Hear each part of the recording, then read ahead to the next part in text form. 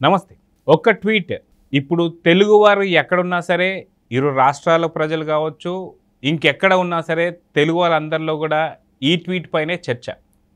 అయితే ఆ ట్వీట్ ఎవరు చేశారు అంటే వైఎస్ జగన్మోహన్ రెడ్డి. మొత్తానికి ఒక్క ట్వీట్ గురించి ఎందుకింత చర్చ, మొత్తానికి ఆ ట్వీట్లో ఏముంది అని తెలుసుకునే ముందు మనతో పాటు సీనియర్ జర్నలిస్ట్ డివి శ్రీనివాస్ గారు ఉన్నారు. వారిని అడిగి తెలుసుకుందాం. సార్ నమస్తే. నమస్తే సార్. ఇరు తెలుగు రాష్ట్రాల ప్రజలు తెలుగు ప్రజలే కాకుండా తెలుగువారు ఎక్కడున్నా సరే ఇప్పుడు ఒకే ట్వీట్ పైన చర్చ నడుస్తూ వస్తుంది. అయితే మొత్తానికి వైఎస్ జగన్మోహన్ రెడ్డి రాఖీ పౌర్ణమి సందర్భంగా చేసిన ట్వీట్ గురించే ఇప్పుడు పూర్తిగా హాట్ టాపిక్ కింద మారింది. మొత్తానికి ఆ ట్వీట్లో ఏముందనేది ఒక్కసారి నేను చదివి వినిపిస్తాను సార్. అసలు ఎందుకు ఇంత వైరల్గా మారింది ఈ ట్వీట్ అనేది ఒకసారి మీరు చెప్పండి. ఇక్కడ ఆయన రాఖీ పౌర్ణమి సందర్భంగా నా అక్క చెల్లెమ్మలు రాజకీయంగా, ఆర్థికంగా, సామాజికంగా మరింత ఎదగాలని కోరుకుంటున్నా. ఈ ప్రయాణంలో ఎల్లప్పుడూ మీకు తోడుగా ఉంటా. కుటుంబాలకు మంచి భవిష్యత్తు అందించడంలో అక్క చెల్లెమ్మల పాత్ర కీలకమని నేను బలంగా నమ్ముతున్నాను అంటూ ట్వీట్ చేశాడు. అయితే ఈ ట్వీట్ గురించి ఇప్పుడు ప్రపంచవ్యాప్తంగా తెలుగువారు ఎక్కడున్నా సరే పెద్ద చర్చ కింద మారింది. ఎందుకంటారు? జగన్మోహన్ రెడ్డి ఇవాళ అతను ఒక జోకర్గా మారాడు. ఆయన ఏది చేసినా జనం జోక్గా ఫీల్ అవుతున్నారు. ఈ ట్వీట్ కూడా జగన్మోహన్ రెడ్డి పెద్ద జోక్గానే తీరారు. ఇప్పుడు ఏమన్నాడు ఫస్ట్ సెంటెన్సు, అక్క చెల్లెమ్మలు సామాజికంగా, రాజకీయంగా, ఆర్థికంగా ఎదగటానికి అండగా ఉంటారన్నాడు. వెంటనే క్వశ్చన్, వాళ్ళ చెల్లెళ్ళే ఎవరు? వాళ్ళ రాఖీ పండగ నాడు జగన్మోహన్ రెడ్డి ఆయన సొంత చెల్లెళ్ళు రాఖీ కట్టారా? ఈయన పిలుచుకున్నాడా? జగన్మోహన్ రెడ్డి ఎక్కడున్నాడు, ఆయన చెల్లెళ్ళు ఎక్కడున్నారు? ఇప్పుడు ఎంతగా జగన్మోహన్ రెడ్డి ఆ చెల్లెళ్ళకు దూరం అయ్యాడు. చెల్లెళ్ళే ఇవాళ జగన్మోహన్ రెడ్డి పతనం కోరుకున్న పరిస్థితి, పంతం పట్టి అన్నని ఓడించిన పరిస్థితి మనం చూసాం. నువ్వు గనక నిజంగా వాళ్ళు ఆర్థికంగా ఎదగాలనుకుంటే షర్మిలకి ఈ పరిస్థితి వచ్చేదా? అసలు వాళ్ళిద్దరి మధ్య పంచాయతీ, ఆస్తుల పంచాయతీ. అంటే నీ చెల్లి ఆర్థికంగా ఎదగడమే నీకు ఇష్టం లేదు. నీ చెల్లి ఆస్తులు నువ్వు వేసుకున్నావనేది కదా ఇవాళ ఈ పరిస్థితికి కారణం. ఇప్పుడు వాళ్ళు కొంగు చాచి కన్నీళ్లతో అడిగారు జనాన్ని. 65 నియోజకవర్గాల్లో షర్మిల ప్రచారం చేసింది. సునీత పులివెందుల, కడప, లోక్సభ ఇంటింటికి కన్నీళ్లతో ప్రచారం చేసింది. ఇతనుగా అక్క చెల్లెమ్మలు రాజకీయంగా ఎదగటానికి దోహదపడే విధానం.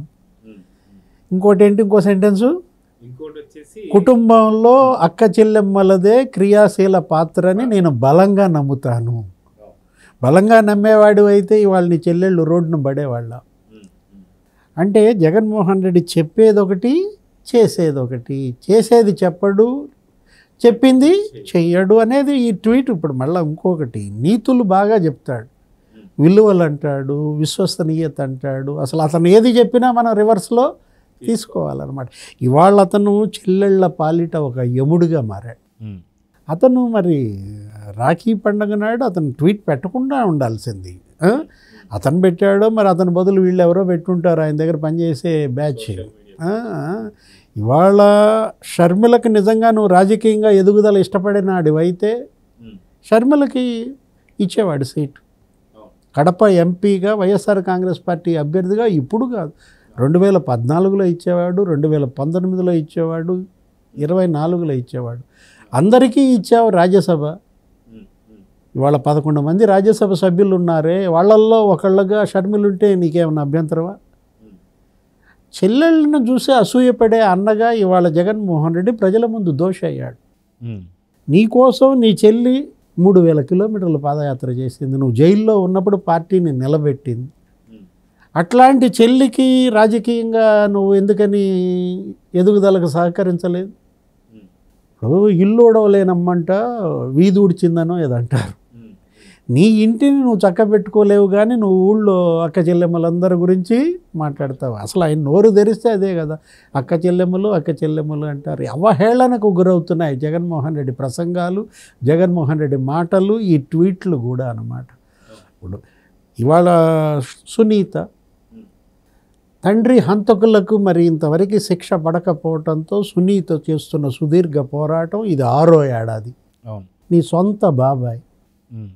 సొంత ఇంట్లో సొంత ఊళ్ళో బాత్రూంలో కిరాతకంగా నరికి చంపారు.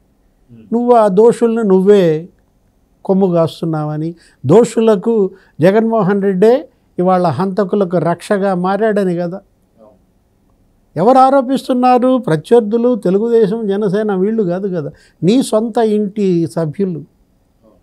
నీ చిన్నమ్మ అన్నది సౌభాగ్యమ్మ, వివేకానంద రెడ్డి భార్య. చిన్నమ్మ కూతురు ఎవరు? సునీత, మీ బాబాయ్ కూతురు ఆరోపిస్తోంది.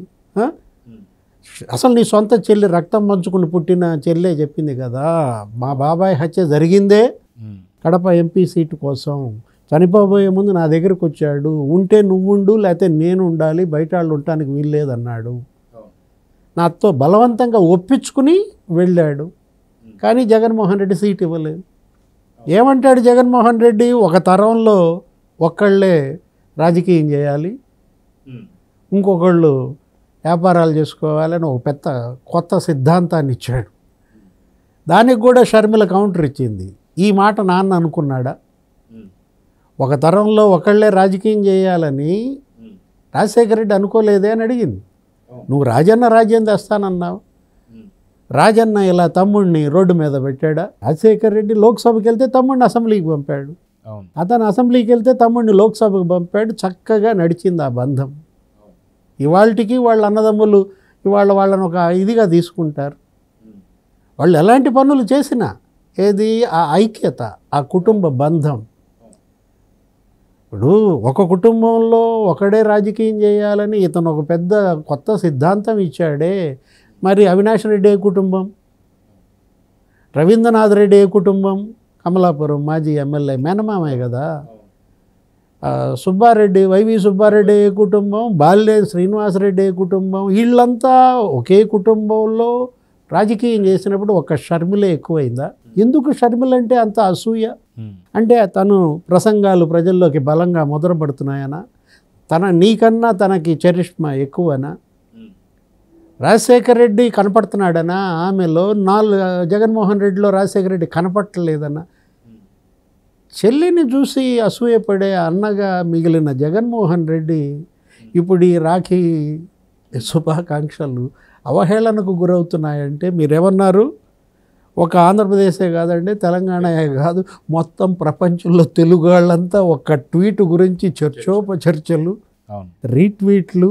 దురదృష్టం అన్నమాట, ట్రాజెడీ. జగన్మోహన్ రెడ్డి ఇప్పటికైనా అతను పశ్చాత్తాపపడాలి. తన పతనం ఎందుకు జరిగింది, ఎక్కడ జరిగింది, కారణం ఏంటి? ఈ కారకులు ఎవరో గుర్తించు, నీ తప్పు తెలుసుకో, దిద్దుకో. ఎక్కడ జరిగింది నీ పతనం? నీ కుటుంబంలో జరిగింది.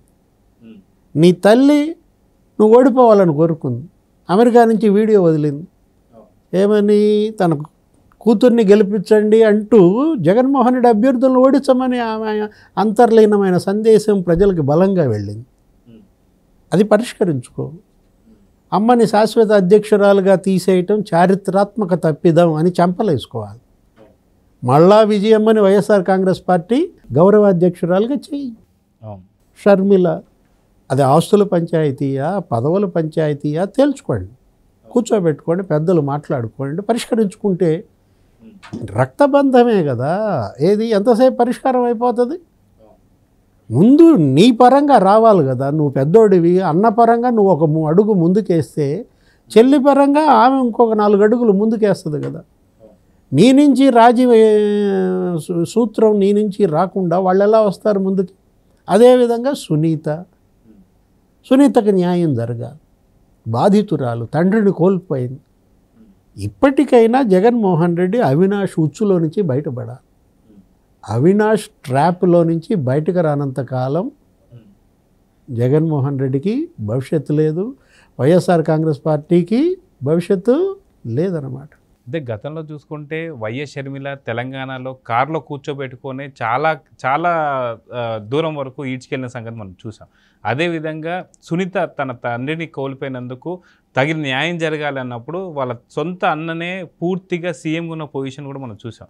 అయితే తను సీఎం ఉన్న పొజిషన్లో ఈ 2 సంఘాలు జరిగిన దానికే సరే న్యాయం చేయనోడు ఈ న్యాయం జరగనందుకే ఒక ఆడపిల్లలు ఎవరైతే ఉన్నారో సొంత అక్క చెల్లెల వల్ల ఉరుసు తగిలే ఇప్పుడు పరిస్థితి తగిలిందంటే ఏమంటారు? ఆ రోజు షర్మిలని హైదరాబాదులో లాక్కెళ్ళినప్పుడు ఆమె కారు పోలీస్ స్టేషన్లో ఇవాళ ఆమెను కూర్చోబెట్టినప్పుడు ఆ రోజు తల్లి పోలీస్ స్టేషన్కి వెళ్ళింది.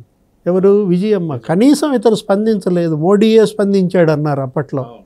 అంటే కేసీఆర్ కోపం వస్తుందని చెల్లి విషయంలో స్పందించవా?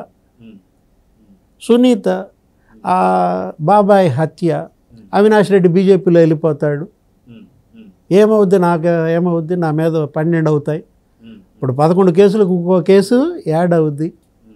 అంటే చెల్లెమ్మల పట్ల అతనికి ఉన్నటువంటి ఇది పదవి పట్ల తప్ప ఎవరి మీద అతనికి ప్రేమ లేదు. చెల్లెళ్ళ మీద ఉండదు, జనం మీద ఉండదు. జగన్మోహన్ రెడ్డికి ప్రేమ అటు డబ్బు మీద పదవి మీద అనేది ప్రజల్లో బలంగా వెళ్ళిన పరిస్థితి అన్నమాట.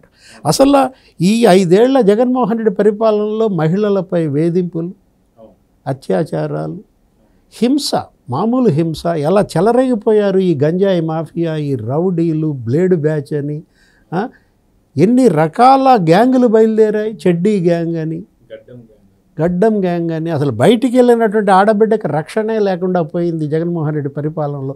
30,000 మంది మహిళలు అదృశ్యమయ్యారని మనం కాదు, కేంద్ర ఇంటెలిజెన్స్ వర్గాల నుంచి రిపోర్ట్ వచ్చిందని పవన్ కళ్యాణ్ చెప్పిన పరిస్థితుల్లో జగన్మోహన్ రెడ్డి ఆడబిడ్డల గురించి, అక్క చెల్లెమ్మల గురించి ఎంత తక్కువ మాట్లాడితే అంత మంచిదన్నమాట. సో చూద్దాం సార్, మొత్తానికి సొంత అక్క చెల్లెలే కాదు రాష్ట్రంలో అక్క చెల్లెలు కూడా ఏంటి పరిస్థితి, అన్నకి ఎలాంటి గిఫ్ట్ ఇస్తే బాగుంటుందని చెప్పి అయితే గిఫ్ట్ అయితే ఇచ్చేశారు మొన్ననే.